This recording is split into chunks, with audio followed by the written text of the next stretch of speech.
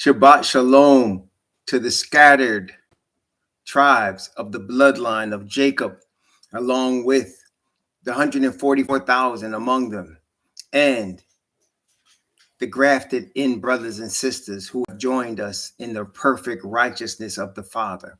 Greetings.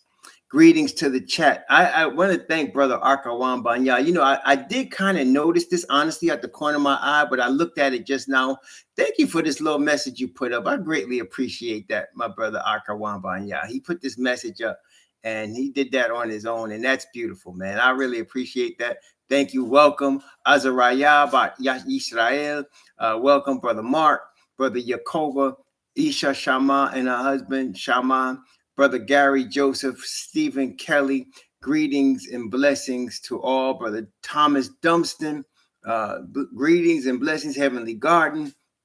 Greetings and blessings to all of you. Only One Way and Superstar and Sister Superstar. Grant, and then the two children, Kadar and Komika. I'm going to get it right one of these days. Akmar. Greetings to all of you and blessings and Shabbat Shalom to all of you today. We are going to continue our study in Kamora. Kamora, yes, Kamora. For some reason, I want to start it with a K-O, and that always throws me off, brother. I want to start Khan, and it's Kimora, right? So if I could just remember the K-I, then I'll get it. Kedar and Kamora. K-K, right? Kedar and Kamora. Okay. I'm going to get it. I'm going to get it eventually. Praise the Most High. I'm bad with those things. Praise the Most High. Shabbat Shalom, Chaplain Lewis Yeshayahu over from Tampa. Shabbat Shalom to all of you. Praise the Most High Yahweh. We're going to continue our study today in the letter of the Apostle Paul to the Romans. And I am hoping, as we are studying this letter, that you are seeing the errors that has been propagated for over the last 500 years upon us from Christianity about this letter. Like if I'm saying these words, and if you first time you're here and the first time you hear me saying, you would think I'm speaking blasphemy, right? Because you're saying he's talking against Christianity. But when those of you who have been here, and those of you especially who have read this book, and I mean, again, let me just define what it means when I say read it. I don't mean that you read through it and marked it up and read here and there. That's nice. I'm talking about starting at Genesis and reading through to Revelation, starting at Genesis chapter 1 and verse 1 and reading through to Revelation chapter 22, verse 21. You read everything in between coming from start to finish. Then you can rightly say you read the book. Okay? So when you read the book, then you can have something to say. But when you haven't read the book and you read parts of it here and there, you don't know the book. I'm trying to be honest with you. And so the message I've been given from Yah to bear in part says, and y'all know this, read this book.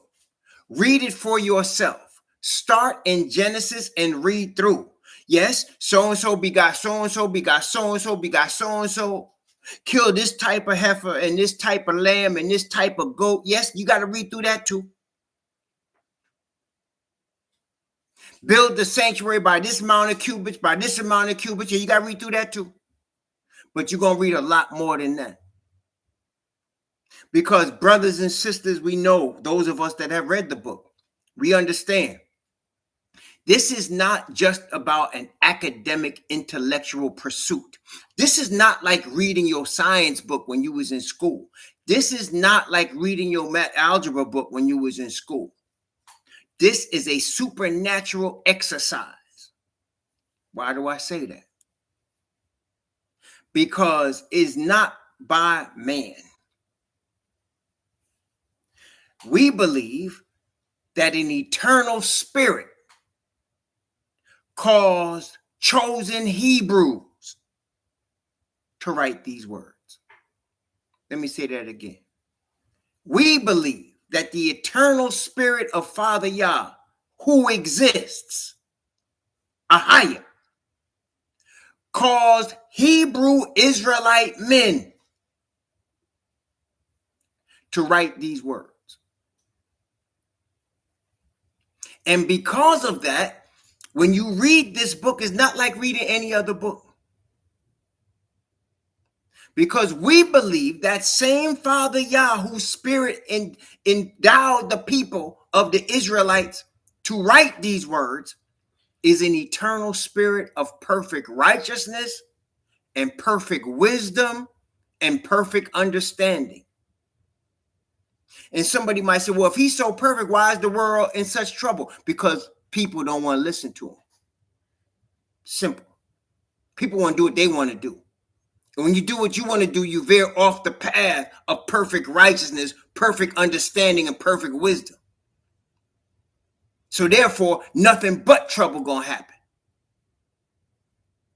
But those of us that have read the book, actually read it, we see the errors that have been taught to us, that have been brainwashed in our minds for the last 500 years. Okay? That have been propagated wherever we've been scattered and taken into captivity. And so as we are studying the epistle of Paul to the Romans, we are exposing these falsehoods. Okay? We are exposing these falsehoods. And we're doing it, as y'all could bear witness, we're doing it one chapter at a time, one verse at a time. We are breaking down and we're going back. And then one of the errors, and tell me if I'm lying to you, one of the errors is that we are being taught subtly and sometimes directly that this volume is really two books. It's really an Old Testament and a New Testament. And they're really, the Most High was different people. He was different in the Old Testament than he is in the New Testament. Isn't that what we're being taught? What? Most High suffers from multiple personality disorder? That's what people think. That's what they imply. He must suffer from multiple personality disorder. Or he must have started something that he realized he made a mistake and changed it. He must have. The way some of these people try to act.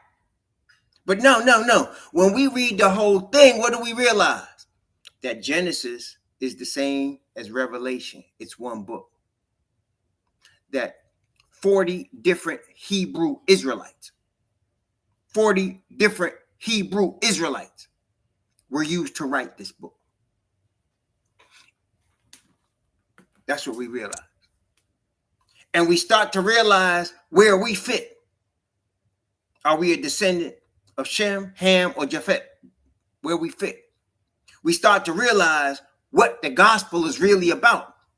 And in case you don't know, some misguided Christian actually wrote on my page, gospel is the cross of Christ.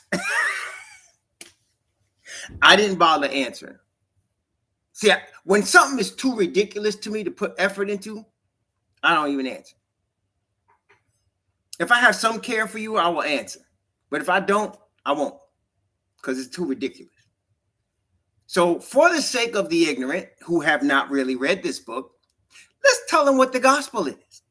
It is Yah's power of salvation to reveal Father's righteousness. That's what it is. That's the message of the Messiah. Christ's gospel. That's his message. To show the power of his Father's righteousness. And why would he need to do that? Because man thinks he's God. That's why. That's why. Because man thinks he's God. He has set up institutions and religious institutions and business institutions and government, all to illustrate his own Godhead. Tell me I'm lying.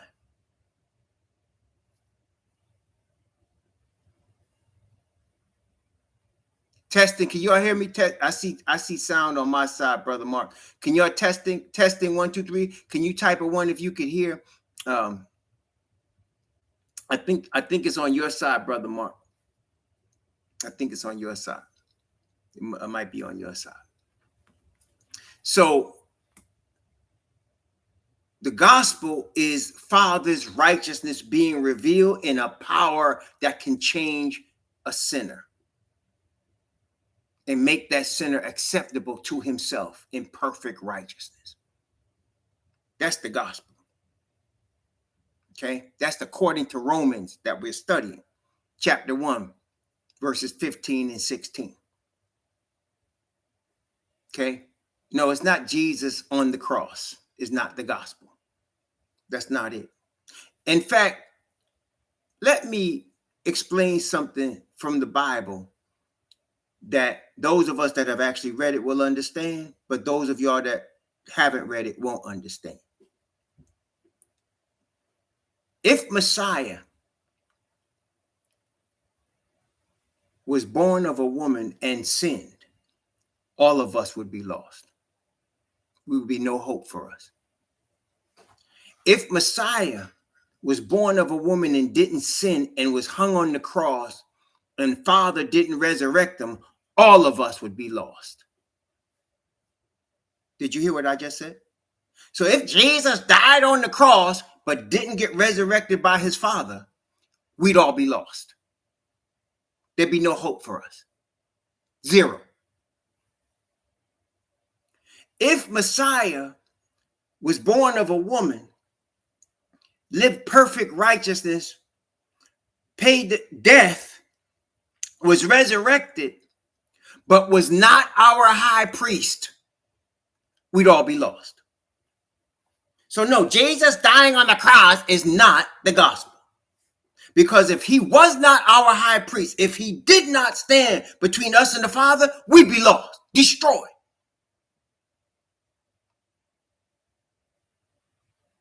And he himself said, except he shortens the time on planet Earth, no flesh would be saved. So he had to be born of a woman to be the Son of Man, as well as the Son of Yah.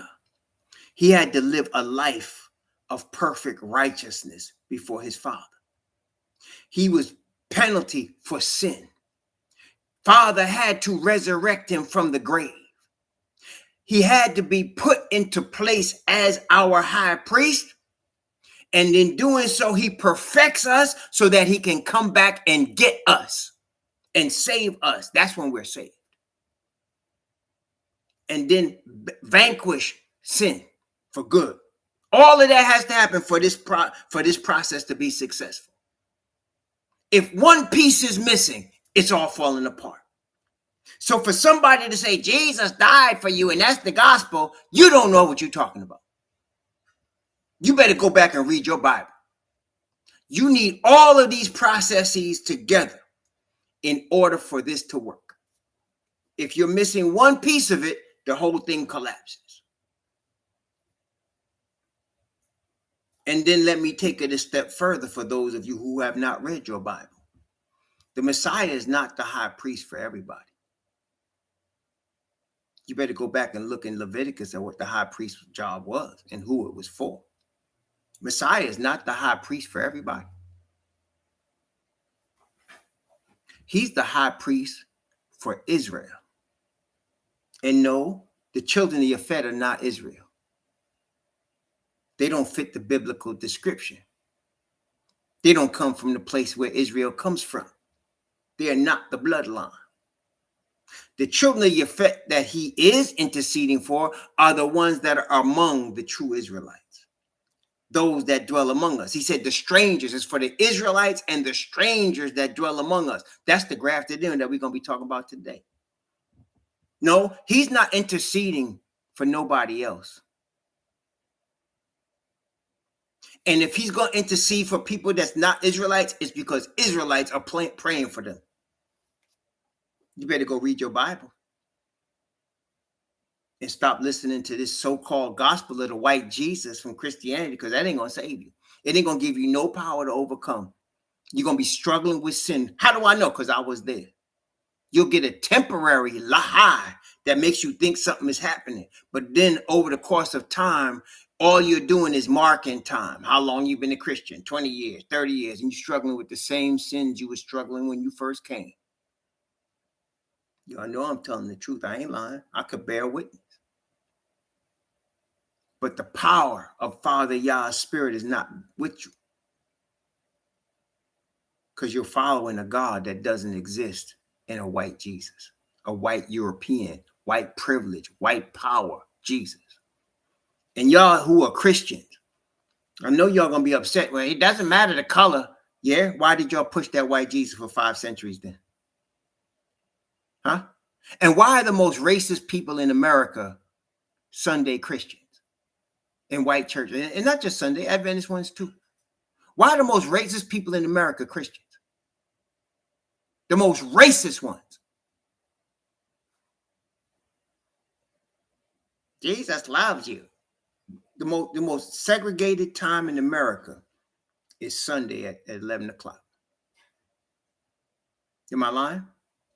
The most segregated time in America, even now, is Sunday at 11 o'clock. Okay? So don't tell me the color don't matter, because it mattered to y'all enough to try to brainwash the true Hebrews for 5 centuries. It mattered enough to y'all who put us in chains, came representing your white privilege, white power, white Jesus, and took us from the shores of West Africa. Don't tell me color don't matter. It does matter. Okay? Most segregated time in America is in the Christian church at 11 o'clock. Okay, so don't come with that. No, brothers and sisters, read your Bible.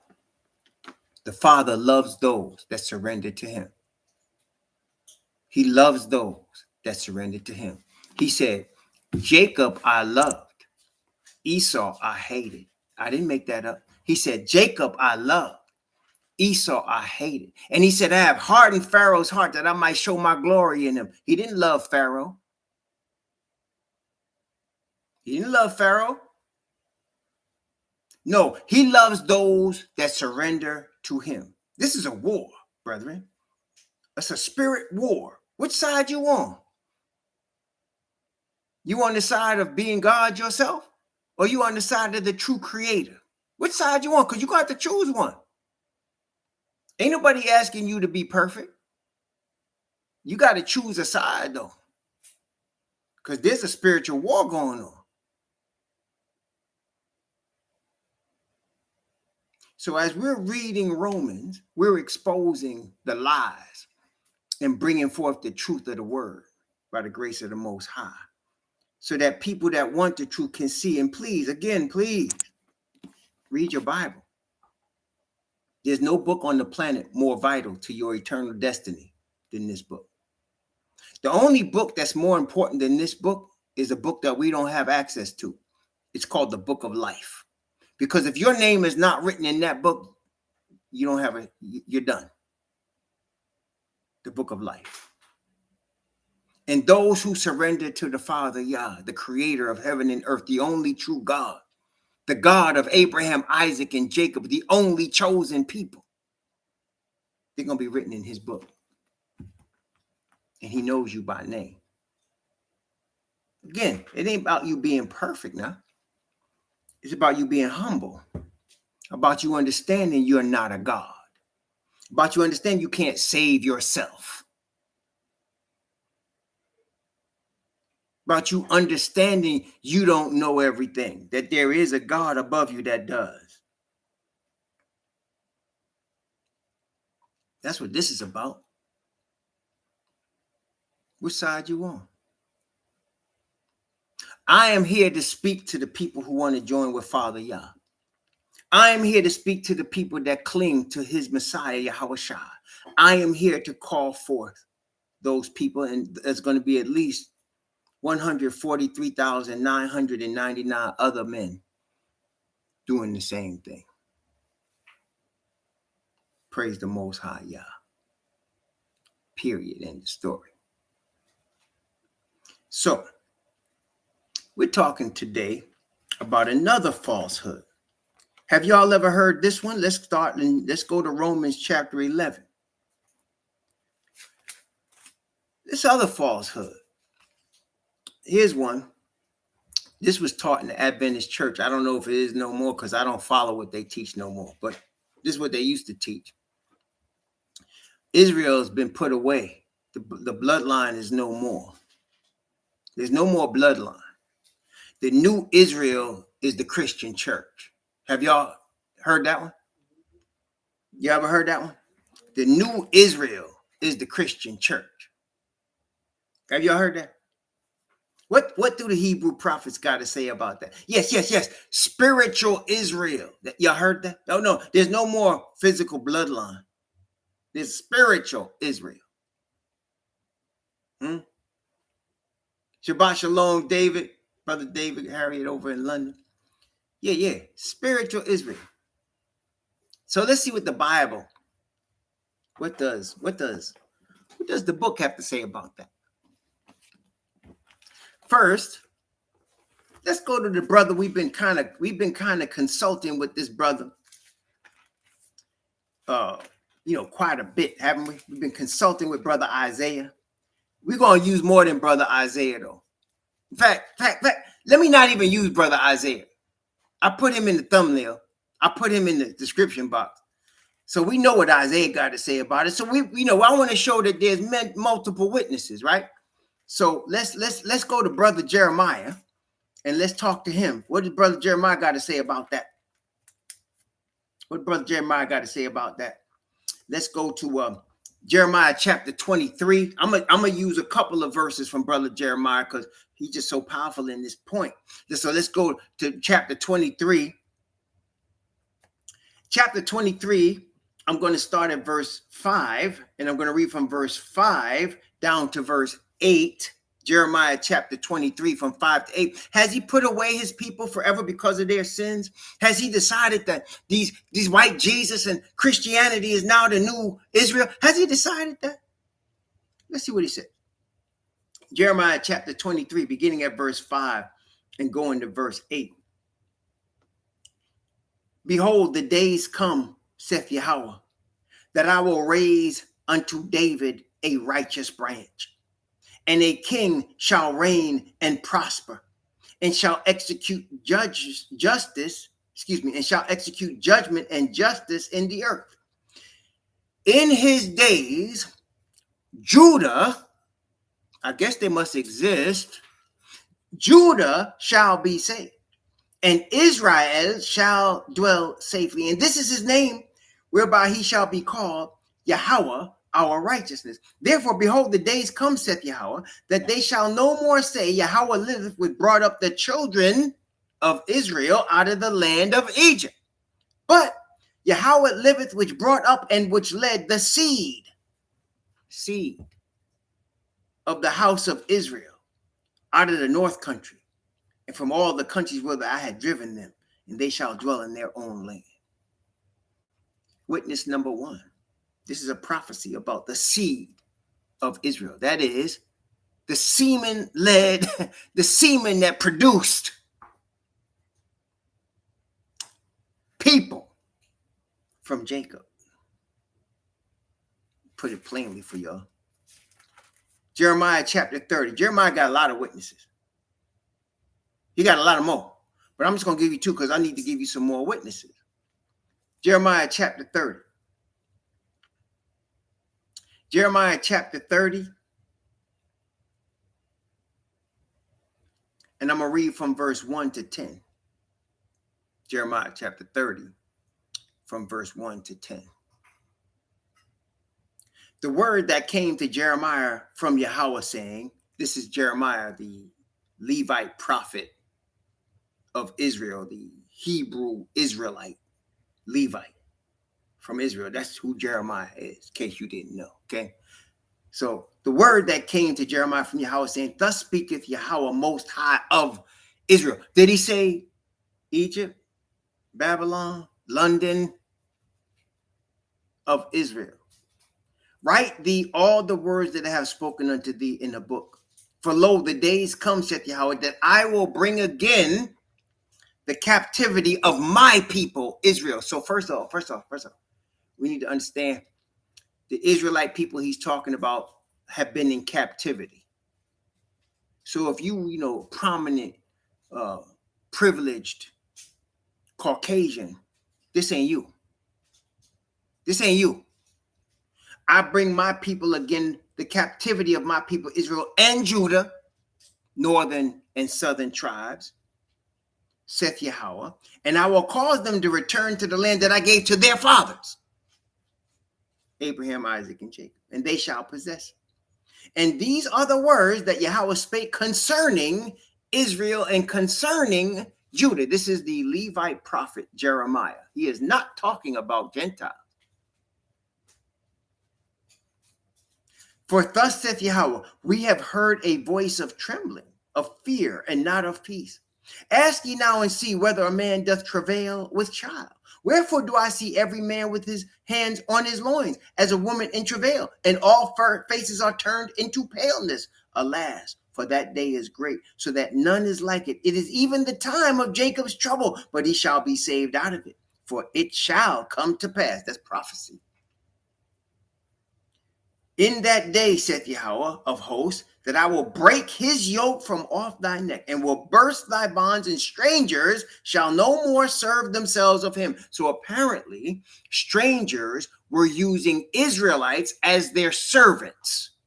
They were in captivity as servants to non-Israelites, apparently. But they shall serve Yahweh their Most High, and David their king, whom I will raise up unto them. That sounds plainly like a resurrection, doesn't it? I'm going to raise David of Judah. David, the son of Jesse. Jesse, the son of another black man named Boaz. I'm going to raise up David. Therefore, fear thou not, O my servant Jacob, saith Yahweh. Neither be dismayed, O Israel, for lo, I will save thee from afar, and thy seed from the land of their captivity. And Jacob shall return and shall be in rest and be quiet, and none shall make him afraid. Come on now. There's Jeremiah's witness. Let's keep going. The next brother, right next to him, is Ezekiel. Oh, I love Ezekiel's witness. Y'all don't want nothing to do with that. Y'all who teach this stupid replacement foolishness, you don't want nothing to do with this one here. You don't want nothing to do with this. No, you don't. Y'all don't even read Ezekiel. You know why? Let me show you why. Let me show you why you don't want nothing to do with brother Ezekiel. Another Hebrew Israelite Levite of the tribe of Levi, a prophet. Let me see what he says. Ezekiel chapter 36. And y'all the Christians love to quote one verse out of this and take it for themselves. Nah. Ezekiel 36, beginning at verse 17. I'm going to read from verse 17 down to verse 27. Ezekiel 36, from 17 to 27. You ready? Let's go. Son of man, you Levite, you Israelite prophet, you Hebrew Israelite, son of man, when the house of Israel dwelt in their own land, they defiled it by their own way and by their doings. Their way was before me as the uncleanness of a removed one. Wherefore I poured my fury upon them for the blood that they had shed upon the land, and for their idols wherewith they polluted it. And I scattered them among the heathen, and they were dispersed through the countries according to their way, according to their doings, I judged them. So his chosen ones that he's talking about here are a group of people that were scattered among heathen, that had been committing heinous sin against the Most High by worshiping other gods when they knew the Most High was their God. So he's discussing this group of people. This is not Russians. Let's take a look. Verse 20. And when they entered unto the heathen whither they went, they profaned my holy name. When they said to them, these are the people of Yahweh are gone forth out of his land. But I had pity for my holy name, which the house of Israel had profaned among the heathen whither they went. Therefore say unto the house of Israel, this is the ones that were scattered into their captivity, into their enemies' lands. Therefore say unto the house of Israel, thus saith the Most High Yahweh, I do not this for your sakes, O house of Israel, but for my holy name's sake, which ye have profaned among the heathen whither you went. Did what? What? Verse 23. And I will sanctify my great name, which was profaned among the heathen, which ye have profaned in the midst of them. And the heathen shall know that I am Yahweh, saith the Most High Yahweh, when I shall be sanctified in you before their eyes. So apparently, while we're in captivity, he's going to sanctify us in front of them. For I will take you from among the heathen and gather you out of all countries and will bring you into your own land. Then will I sprinkle clean water upon you, and ye shall be clean. Sound like baptism. From all your filthiness and from all your idols will I cleanse you. A new heart also will I give you. This is the one they like to quote as if it appeared, as if it pertains to white Jesus, white privilege, Christianity, when it doesn't. As we're reading it in this context, he's talking about the captives of Israel. A new heart also will I give you, and a new spirit will I put within you. And I will take away the stony heart out of your flesh, and I will give you a heart of flesh. In verse 27, this is the gospel right here.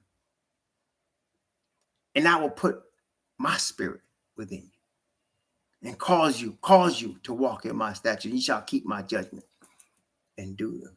No putting away the law there, is there? That's brother Ezekiel. That's my brother Ezekiel. That's our cousin Ezekiel telling y'all how it is. Wait, does that sound like that's ever going to be changed? Like, is that going to be put away? Like, is that something that we can get rid of? Is that nailed to that cross? Is it?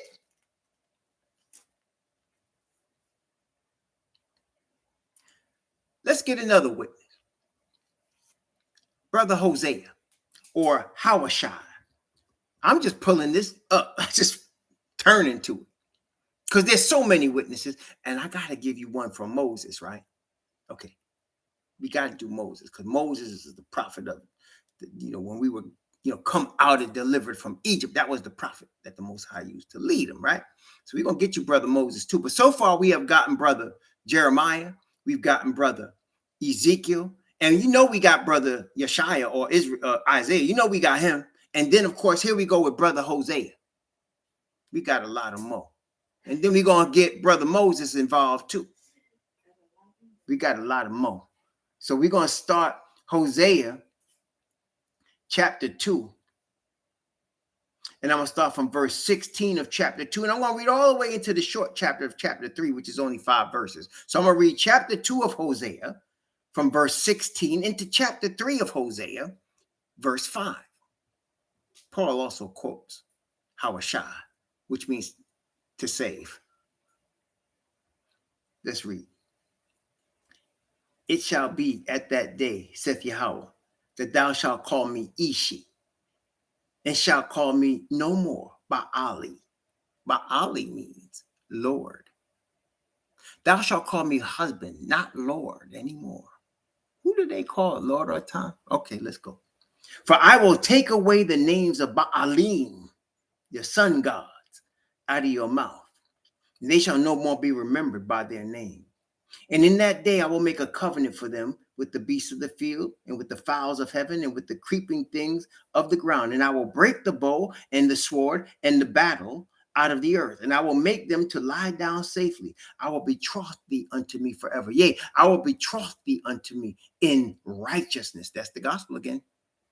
And in judgment and in loving kindness and in mercies, I will even betroth thee unto me in faithfulness.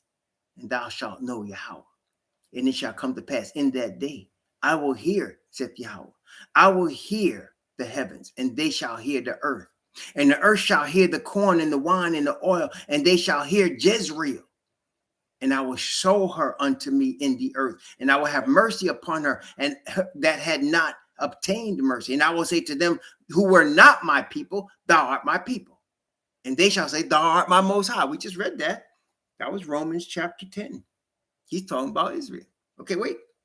Then saith Yahweh unto me, go yet, love a woman beloved of her friend, yet an adulteress according to the love of Yahweh toward the children of Israel,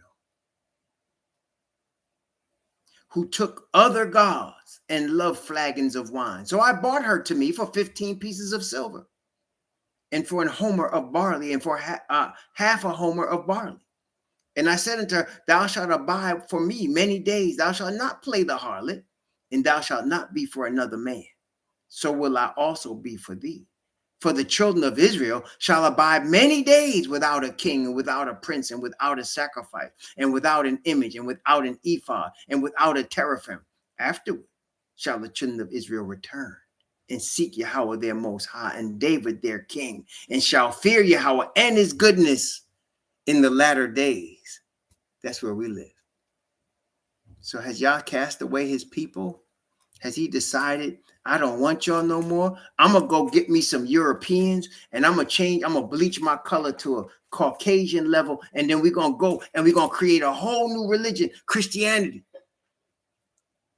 And I'm going to use that as my chosen ones. Is that what he said? Is that what he said? Oh, wait. Let's make it this. 7's a perfect number, right? 7's a perfect number. Let's get 7. So we got Isaiah, Jeremiah, Ezekiel. We just get Hosea. I'm going to tell you about Moses. So let's get 2 more, right? 7's a perfect number. Let's get 7 different witnesses. Let me tell y'all who are studying the Bible. When we say in the mouth of 2 or 3 witnesses, that means 2 or 3 different people. So like I could quote Moses and Moses and Moses from Genesis, Exodus, Leviticus, Numbers, Deuteronomy, right?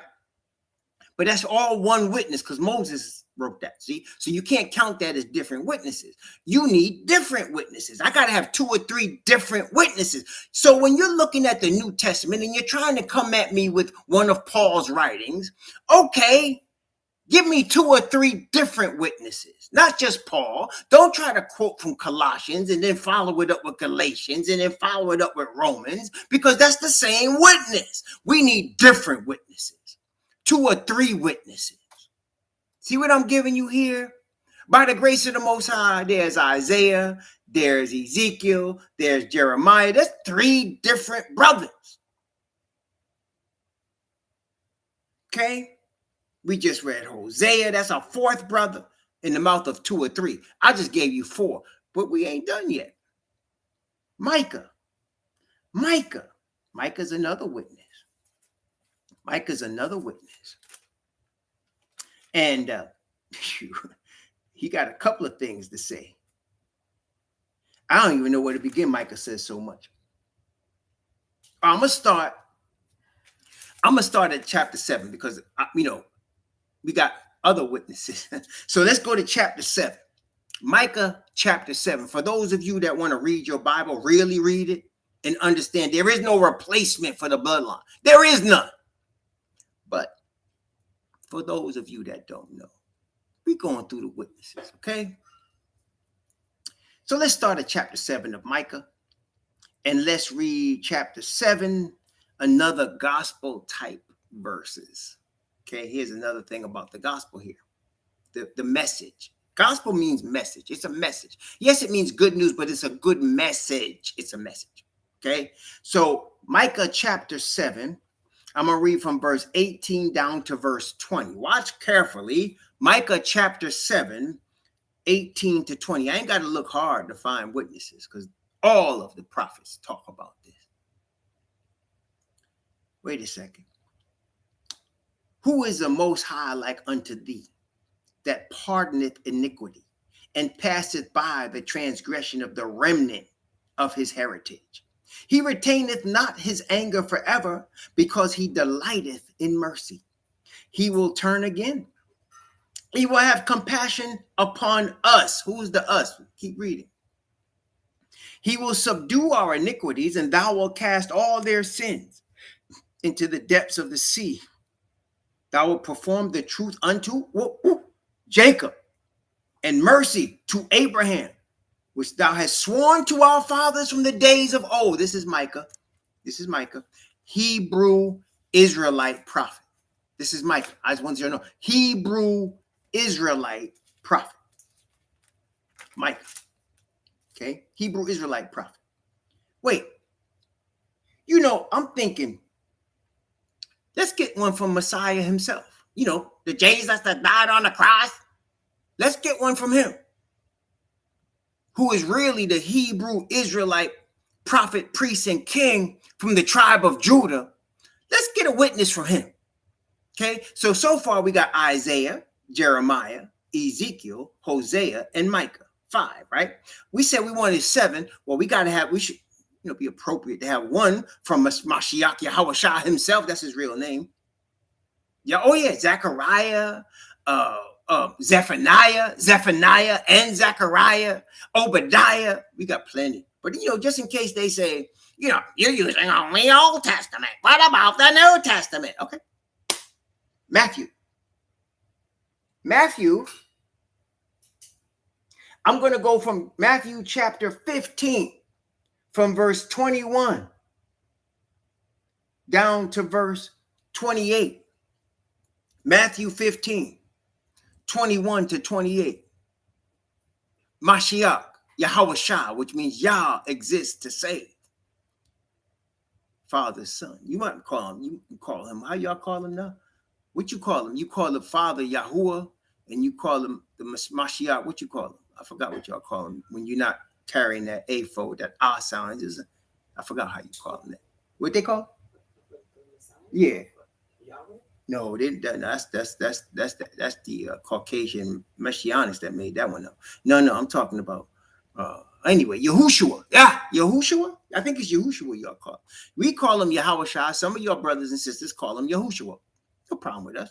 Okay, so let's read this. What did I say? From verse 21 to 28.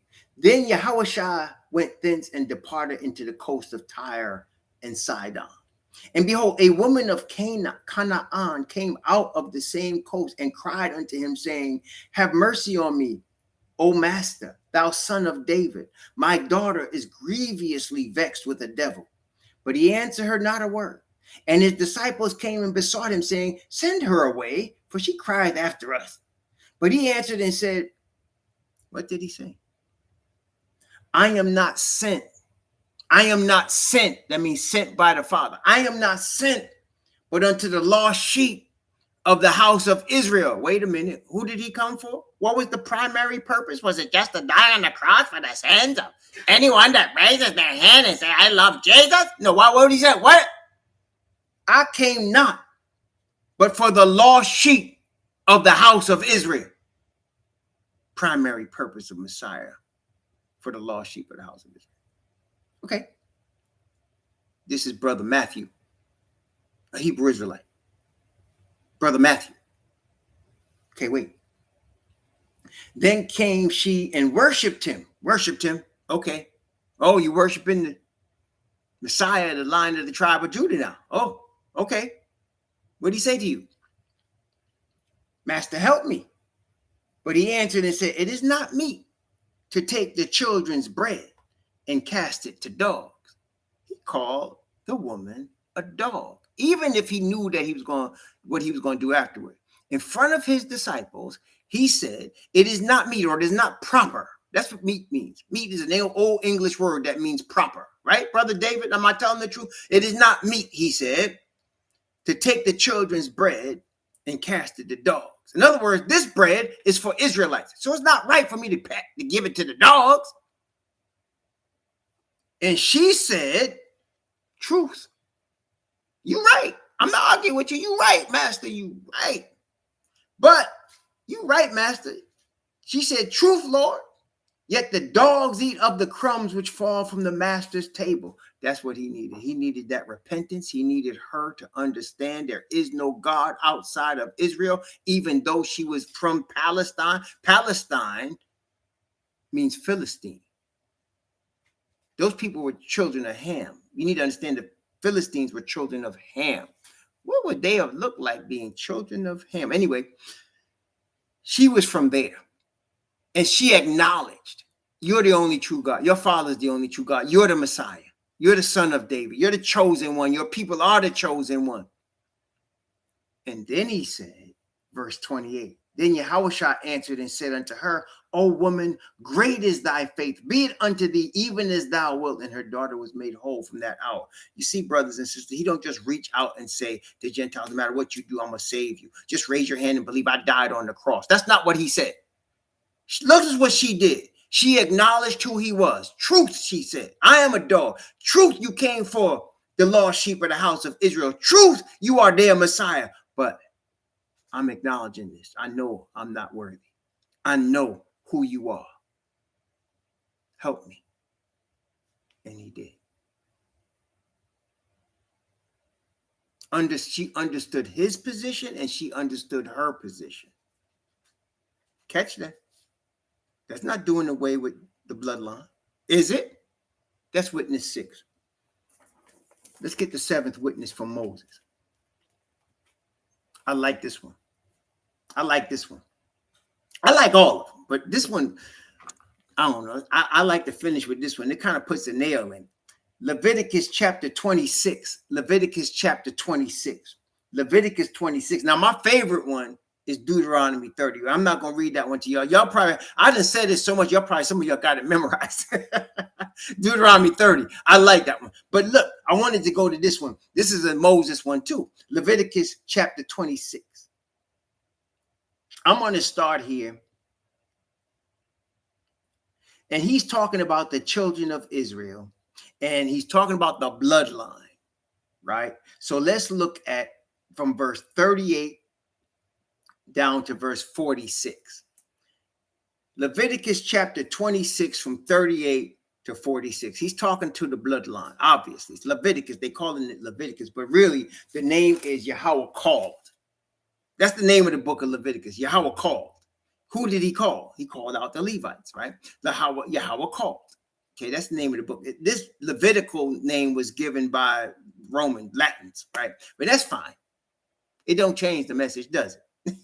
They could title it whatever they want to, but it don't change the message. So let's look. Leviticus chapter 26 from 38 to 46.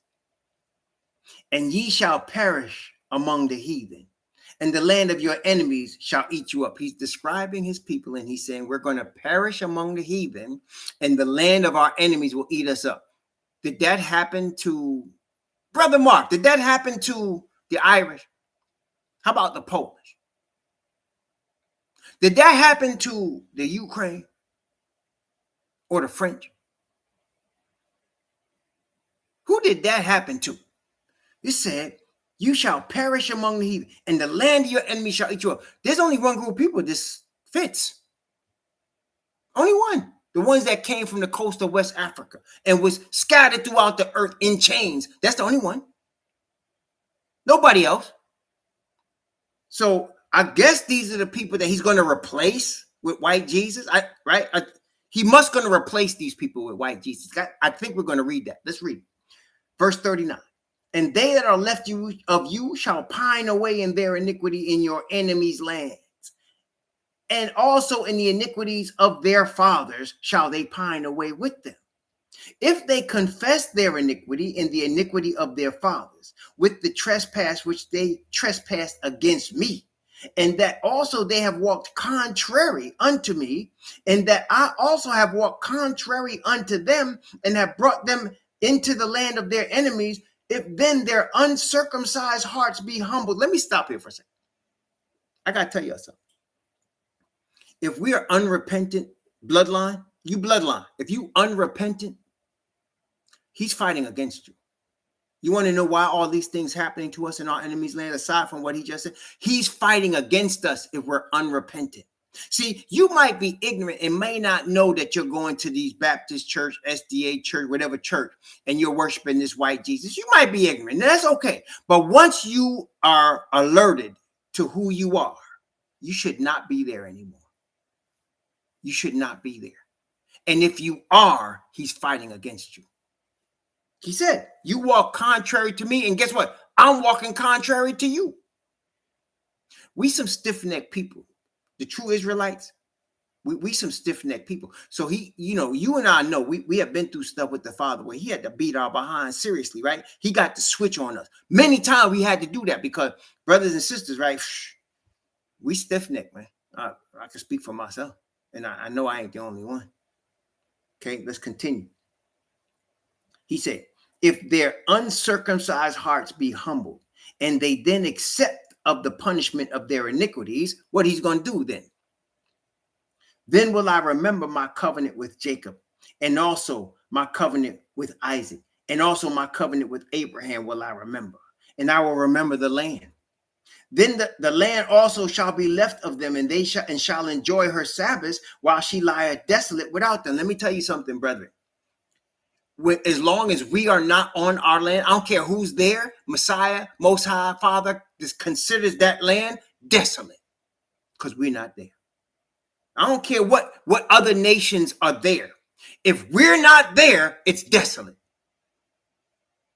As long as the kingdom is not established, it's desolate. If we're not there. Not until we get back. Okay, here we go. The land also shall be left to them, and shall enjoy her Sabbath while she lieth desolate without them. And they shall accept of the punishment of their iniquity, because they have despised my judgments, because they're so abhorred my statutes. Wait, verse 44 and 45. Watch it now. And yet for all of that, you stupid replacement theory, foolishness, blaspheming Father Yah, I can't stand it. Yet for all of that, when they be in the land of their enemies, I will not cast them away. Neither will I abhor them to destroy them utterly, and to break my covenant with them. For I am Yahweh, their Most High. But I will, for their sakes, remember the covenant of their ancestors. This is the seventh one right here.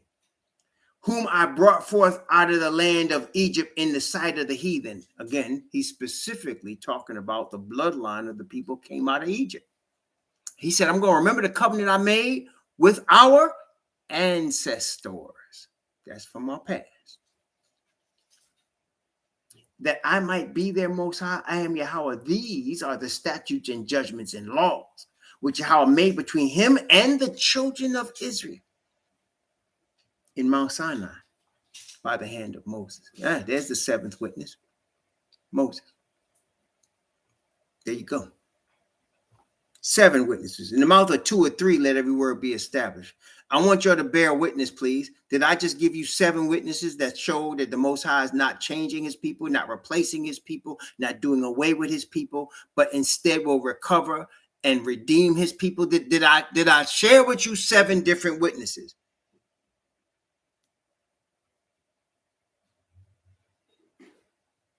Yes, I did. I shared with you 7 witnesses. I hope you wrote them down, because there's more than that. I got a lot more. There's a lot more. I didn't give you but 7, right? And there's more. Y'all know there's more, right? Brother was just talking about Zechariah. There's more. I can go to Joel, Zephaniah, Obadiah. All the Hebrew prophets are witnesses. Okay? So we gave you 7 witnesses that show Most High is not doing away with the bloodline. He is not doing away. Let me say it 3 times, like Messiah told Peter. He is not doing away with the bloodline. He is not doing away with the bloodline. He is not doing away with the bloodline.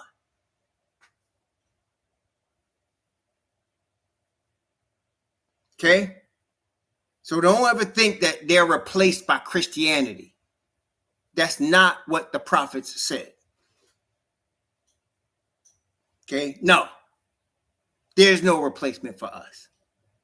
Father is eternal. His promises are eternal. Eternal. And when he speaks a word, everything in the universe operates according to what his word said. Everything.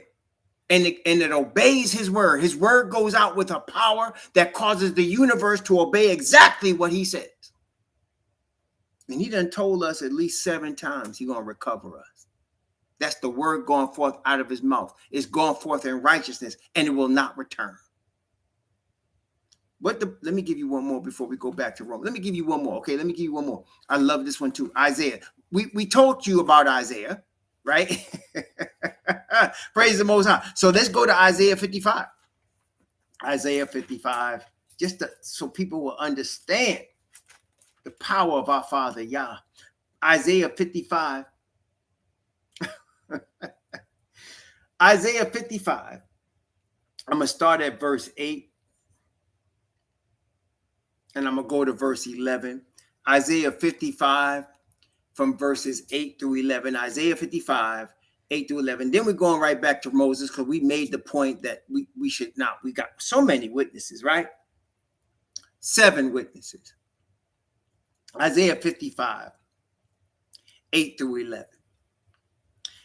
For my thoughts, says the Hebrew Israelite prophet Isaiah, from the Father Yah, for my thoughts are not your thoughts, neither are your ways my ways, saith Yahweh.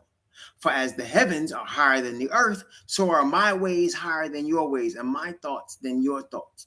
For as the rain cometh down and snow from the heaven, and returneth not thither, but watereth the earth, and maketh it bring forth and bud, that it may give seed to the sower and bread to the heathen, watch, so shall my word be that goeth forth out of my mouth.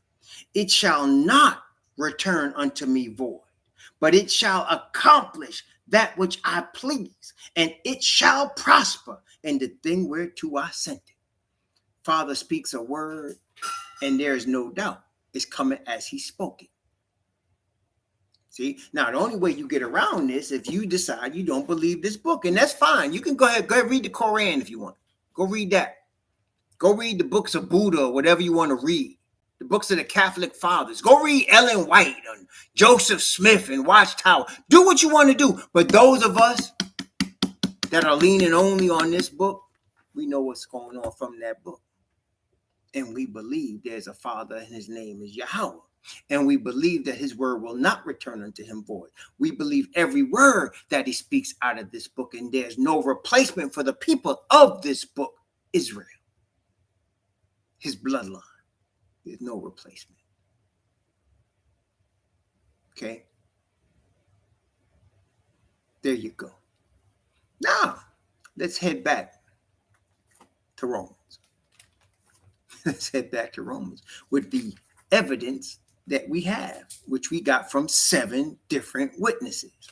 7 different witnesses. In the mouth of 2 or 3 witnesses, let every word be established. But if you get 7 witnesses saying the same thing, well, that's like yelling it from the housetop, isn't it? That's like overwhelming, right? Okay, let's start off in Romans, the 11th division of this epistle, this letter that he wrote to the Roman people that were converts to the Hebrews and to the Hellenists that were being awakened as to who they were, because that's who he was writing to. Romans 11, verse 1. Y'all should be able to answer this question. He asks a question. He starts off with the question. I say then, hath Yah cast away his people? Yah forbid. For I also am an Israelite of the seed of Abraham of the tribe of Benjamin. So he starts off this section of the letter and he asks the question. He asked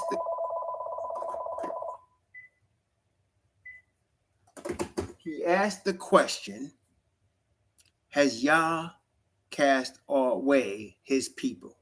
That's the question he asked. Has Yah cast away his people?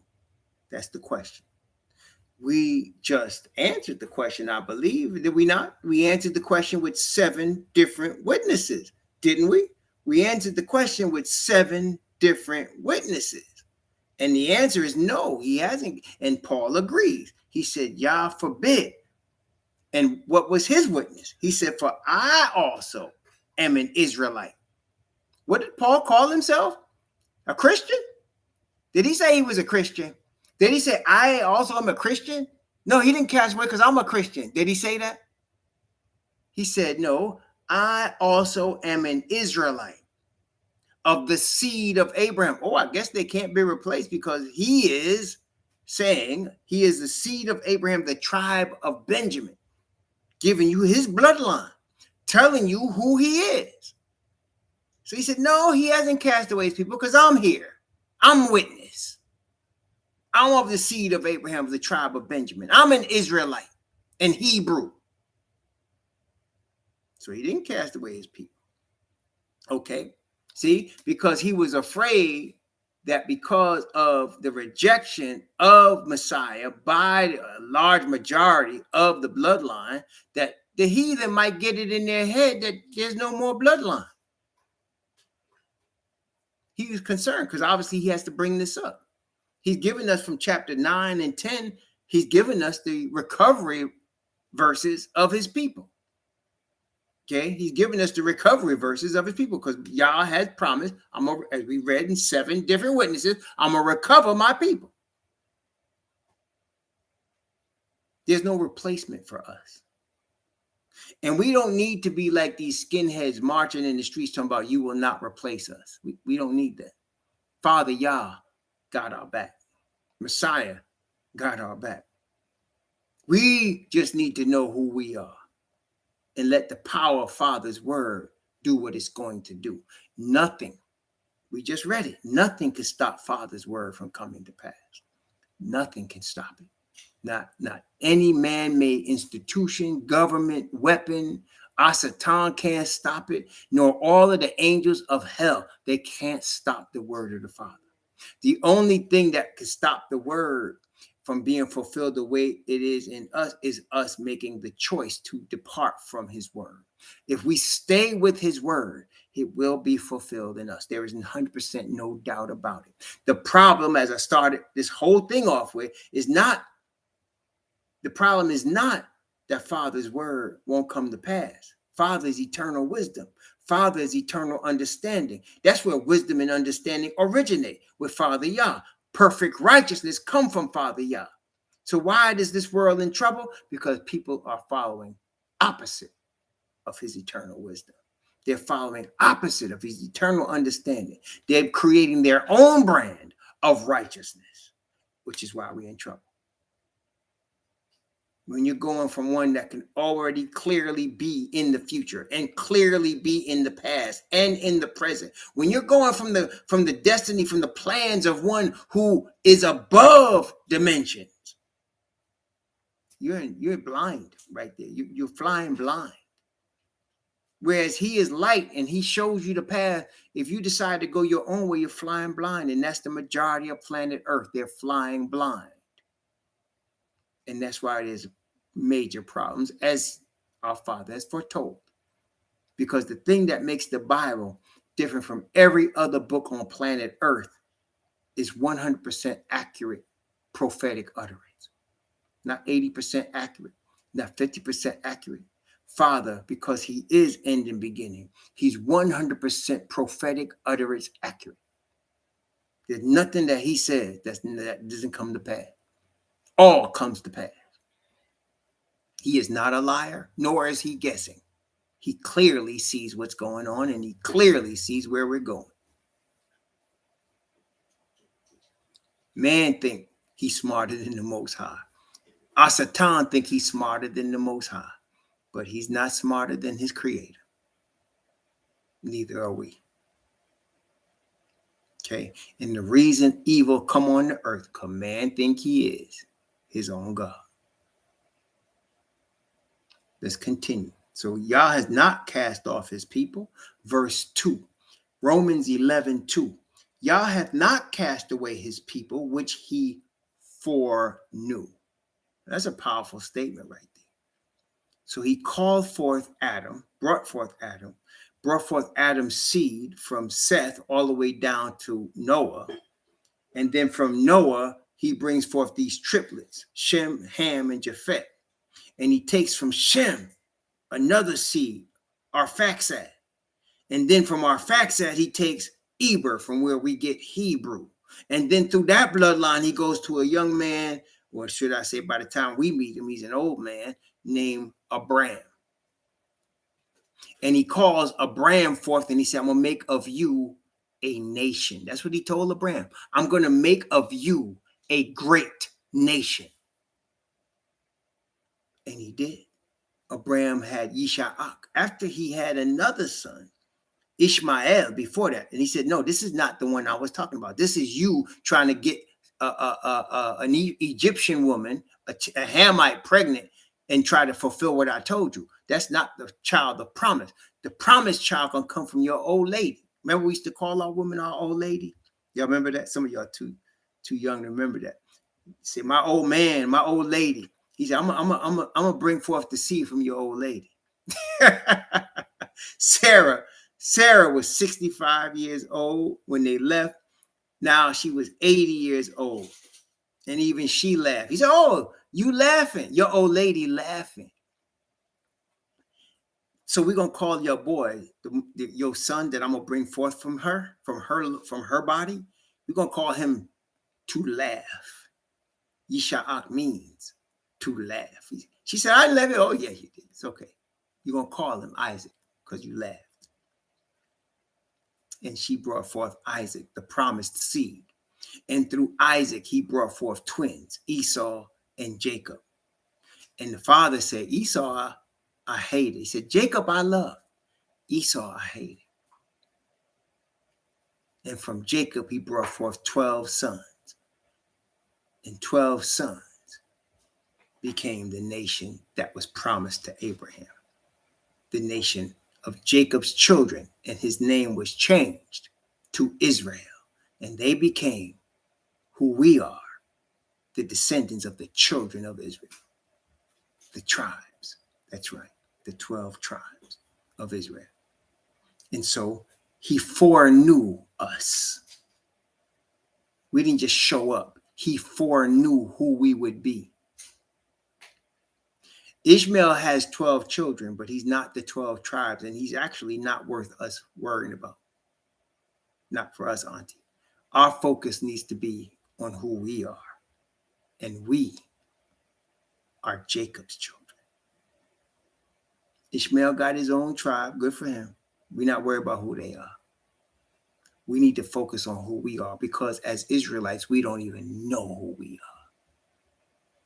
We've been brainwashed for 500 years into following white Jesus. We the bloodline. We need to remember that. Ishmael, take care of Ishmael. We need to remember who we are. So, anyway, as we were saying, he foreknew us. He foreknew us. Okay. In Romans chapter 11, let's again start at verse 2. And I'm going to read from verse 2 down to verse 5. Yah had not cast away his people, which he foreknew. Wot ye not what the scripture saith of Elijah? How he maketh intercession to Yah against Israel, saying, Master, they have killed thy prophets and digged down thine altars, and I am left alone, and they seek my life. But what saith the answer of Yah unto him? I have reserved to myself 7,000 men, who have not bowed the knee to the image of Baal. Even so then, at this present time, there is a remnant according to the election of grace. So he's telling the reader, the heathen from Rome that are now connected to the Hebrews through the Messiah, and the Hellenists who are now awakening to who they are. That's who he's writing to. And he's telling them there is an election. That is a bloodline according to grace. There's still a bloodline, he says, according to the election of grace. So Father's going to always have on the earth a bloodline, a remnant, and he calls them a remnant that belong to him. And in these last days, we know them by a number. Father is a God of numbers, isn't he not? He uses the number 40 to test us, right? The number 7 is perfection. The number 12 represents his tribes. He uses numbers oftentimes to show us things. And there's a number associated with the remnant today. Come on, y'all. Tell me the number. Y'all know it. Tell me the number associated, according to the Bible, with the remnant today that he speaks of. What's the number associated with them? That's right, 144,000. That's the number associated with his last day remnant. Hold the winds, he told the angels. Hold the winds until the servants of Yah are sealed in their foreheads. And I heard the number of them which were sealed. And there were sealed 144,000 of all the tribes of the children of Israel. So there is an election, just like he says here, a remnant according to the election of grace. You and I were called forth to live in this era. We could have been brought forth at any time. He brought you and I forth right now, today, at this time, for this truth, according to the election of grace. Yes, he did. Yes, he did. And here we be. Here we be. Okay, we bear witness that all that this book says is true. We, as Paul said, he is an Israelite of the tribe of Benjamin, of the seed of Abraham. He bears witness as to who he is. So even so, we bear witness as to who we are. We are the children of the captivity. We are the children scattered into our enemies' lands. We are the children that became the tail and not the head. We are the ones that have been oppressed by our enemies. We are the ones that were put in chains on ships. We are the ones that worked fields for centuries for nothing. We are bearing witness as to who we are, according to Bible prophecy.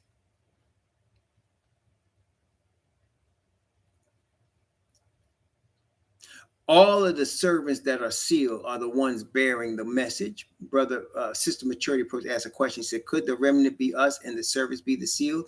The servants are bearing the message, the teachers. They're the teachers. But all that receive the message are his servants. Does that make sense, Sister Maturity approach? So the servants bearing the message are the most important ones because they're bearing the message. But the receivers of the grace of the message are also part of the servants. They're also part of the children of Israel. And that regardless of whether they're Jew, whether they're Hebrew or Gentile, which is what Paul brought out here in Romans 11. But he focused on salvation through perfect righteousness. And he focused on it so heavily that he has to remind the reader there is still a bloodline. Don't ever think there's not a bloodline, which apparently the creators of Christianity went forward and did. They went and created this whole religion where they're saying there's no more bloodline. Apparently, his warning was unheeded. But those of us that read the word, right, we see it here plainly. We are the bearing witness. In the last days, we've been brought forth for this purpose. Been brought forth for this purpose. Okay, even that so, and then at this present time also, there is a remnant according to the election of grace. We're going to continue. We're going to start there when we come back. We're going to stop here. It's 12:41. I'm not going to take a whole hour today. I want to come back at about 1:30, a little less than an hour. Come back about 1:30 Eastern Standard Time, Eastern Daylight Time, excuse me.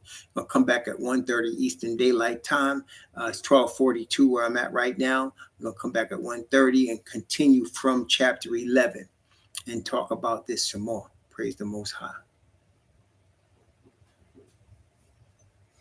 No, Auntie. Don't go too far ahead, Sister Auntie. Read your Bible. Read the whole thing. No. Read the whole thing. You'll see. I'm going to give you a hint, Sister Auntie. Study. Remember one thing. Asatan copies in a perverted way the Most High. See, so remember that he copies the Most High in a perverted way. So I'm gonna give you 2 chapters to read, Auntie, if you want to know about the mark of the beast. Read Ezekiel chapter 9. Ezekiel chapter 9. And if you want to see the image that he talks about, read Daniel chapter 3. So read Ezekiel 9 and Daniel 3, and you'll see the imagery of Revelation 13 with the image, with the mark, and all of that. And so read Ezekiel chapter 9 and Daniel chapter 3. Read those 2, Auntie, and then come back, and you want questions, we'll talk about it. But read those 2, pray to your Father, and let him guide you through those scriptures, and he will do so. Okay? In the meantime, may the Most High bless you and keep you. May he cause his face to shine upon you and be gracious unto you. May he lift up his countenance upon you and give you peace. We'll be back by the grace of the Most High at 1:30 Eastern Daylight Time. Until then, brethren, shalom.